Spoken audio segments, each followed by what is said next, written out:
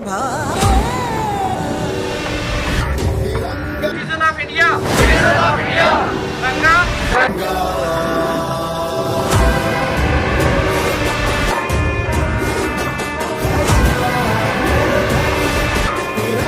की तरह फिल्मी हरकत तिरंगा कैंपेन चलाया जा रहा है। उसी के तहत आज तिरंगा रैली निकाली गई है।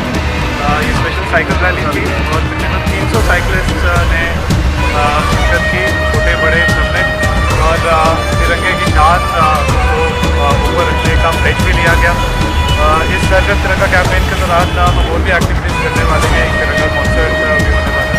हमारी पूरी कोशिश रहेगी कि इस इंडिपेंडेंस डे को हम सब धूमधाम से बनाएं। कैंपेन के तहत डिफरेंट टाइप ऑफ एक्टिविटीज़ की जा रही है। उसी सिलसिले में आज यहाँ हमारे स्पोर्ट्स स्टेडियम से एक तिरंगा रैली जा रही है जो दिगवार ब्रिज तक जाएगी। इसमें